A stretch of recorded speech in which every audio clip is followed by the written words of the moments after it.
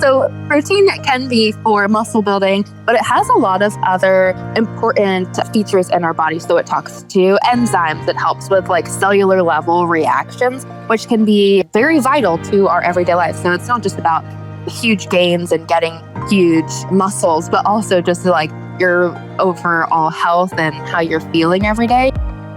For anyone choosing a vegan, vegetarian, or simply more plant-based lifestyle, one of the first questions that comes up is protein. How do you get enough to stay strong, healthy, and energized? How do you balance beans, seeds, nuts, tofu, and other plant-based sources to fuel your day? These questions often lead to a deeper exploration of plant-based proteins. What are they? How do they work? And how do they compare to their animal-based counterparts? That's exactly what we're unpacking today with vegan dietitian, nutrition writer, and two-time author, Rhyan Geiger. Rhyan founded her company, Phoenix Vegan Dietitian, in 2018 after being inspired to adopt a more plant-based lifestyle, and she's made it her mission to help others thrive on a plant-based diet. In this episode, we're getting into how to make plant-based eating work. Whether you're curious, committed, or just looking to add more plants to your plate, this conversation is for you. All right, it's time for some nutrition news.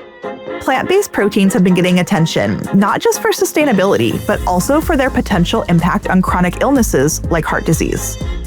A recent article from Medical News Today highlighted a study from Harvard School of Public Health, which looked at the long-term effects of plant versus animal protein on heart health over a 30-year period. While researchers didn't pinpoint a perfect plant-to-animal protein ratio, they discovered that people who ate the most plant protein had nearly 30% lower risk of coronary heart disease. Heart disease continues to be one of the leading causes of death in the US, so if you've been considering adding more plant-based protein to your diet, this could be a great reason to give it a try. Welcome to the podcast, Rhyan. I'd love to start by having you introduce yourself. I'm a plant-based registered dietitian, and my background is largely in community nutrition. I understand that maybe part of your inspiration to becoming vegan was watching a documentary. It is. I was just randomly on Netflix and I found this documentary that had a cow on it. So I watched it. The next day I was like, okay, I'm not going to eat animal products. But that's kind of what made me want to start the Instagram account that I have, start the website, and there are so many foods that fall into vegan eating. And I just was uneducated and had no idea what I was doing.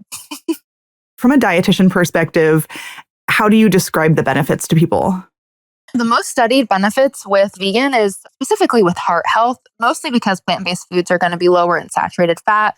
Generally, they're also lower in sodium. They're also really high in fiber, which has a great benefit to heart health too. There are some other benefits that can be pulled out from research too, like better blood sugar levels, a reduction in risk of certain cancers like colon cancer, especially because of the high fiber, to kind of keep the GI moving. And that kind of goes with improved digestive health.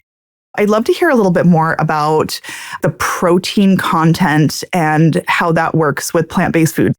There are a lot of plant-based sources of protein, and I essentially just break it down into categories. So you've got your soy products, tofu, tempeh, edamame. You can also utilize legumes like beans, lentils, peas, things of that nature. And then you have other ingredients or foods too, like nuts, seeds, nut butters, and then protein boosters like spirulina, nutritional yeast. Those are all sources of plant-based protein. How do you counsel folks on getting enough protein?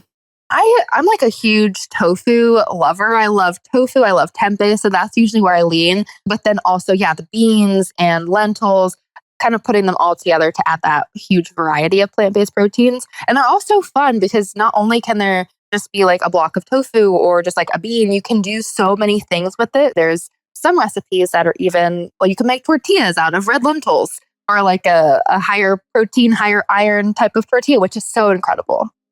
How else do you talk about protein for folks?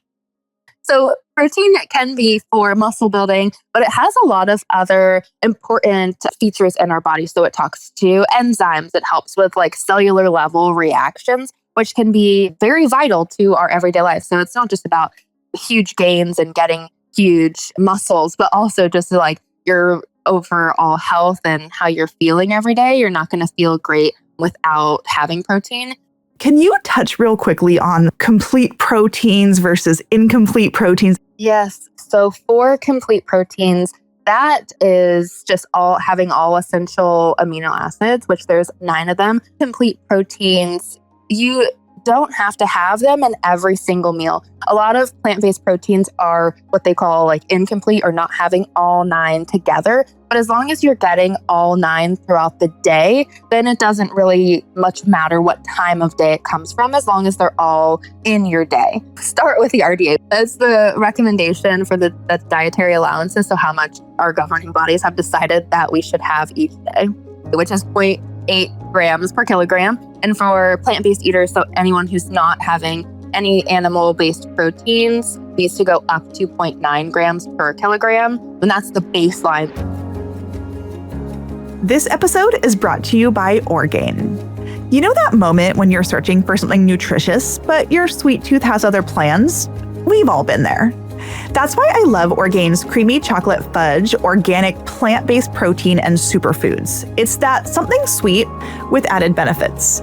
With 21 grams of plant-based protein, 9 grams of prebiotic and fiber, and only 1 gram of sugar, it's a smarter choice for breakfast, a post-workout shake, or even a late-night snack.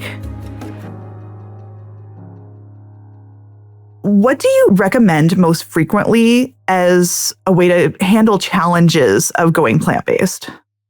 Some of the biggest challenges are just like the environment in which we grow up. Meat, potatoes, corn.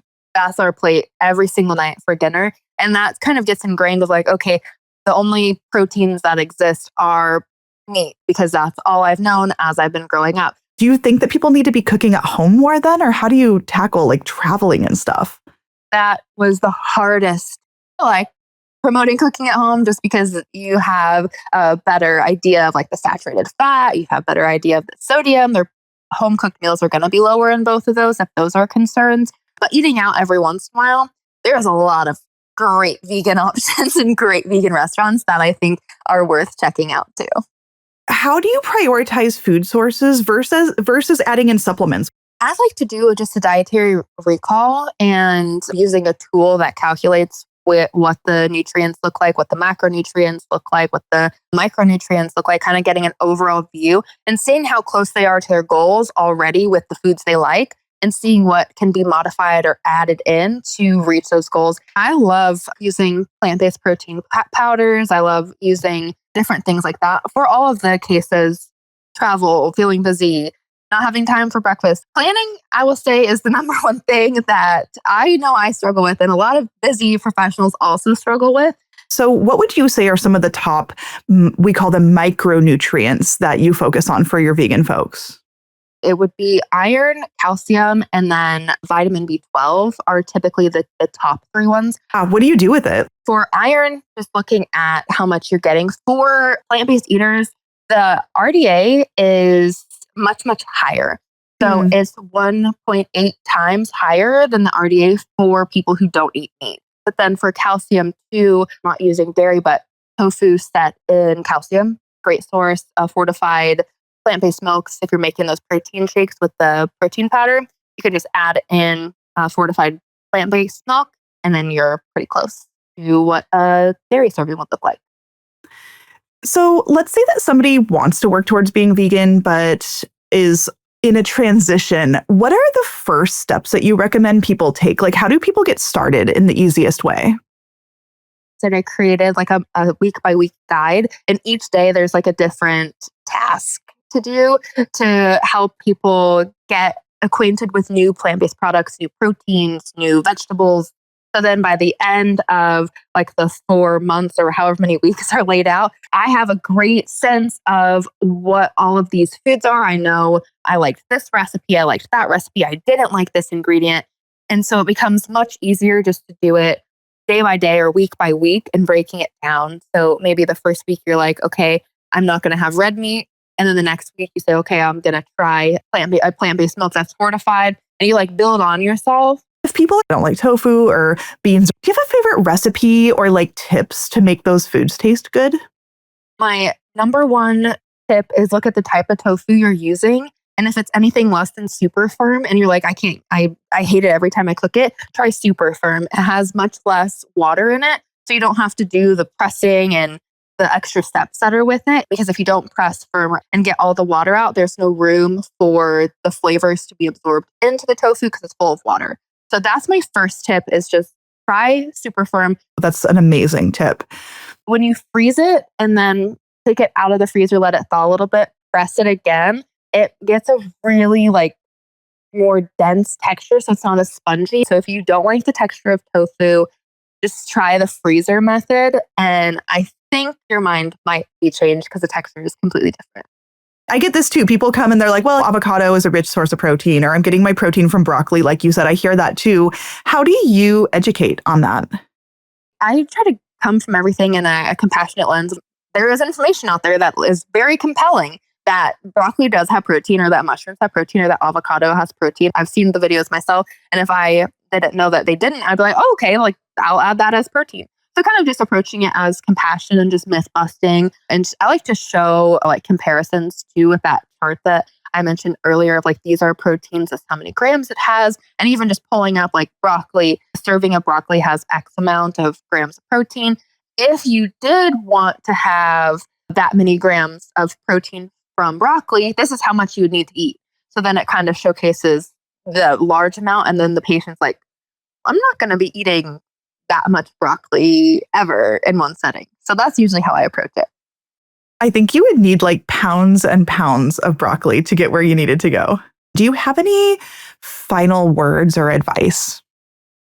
My biggest tip of advice is don't be afraid to try new things. I know new things can sometimes be scary, but there are so many new foods. There are so many different types of fruits, of vegetables. Find inspiration or find something that's exciting to you and give it a go for plant-based eating, because then once you get that spark of this is really fun, I like this, it kind of just continues and builds on itself to become a lovely bonfire that we all love sitting around.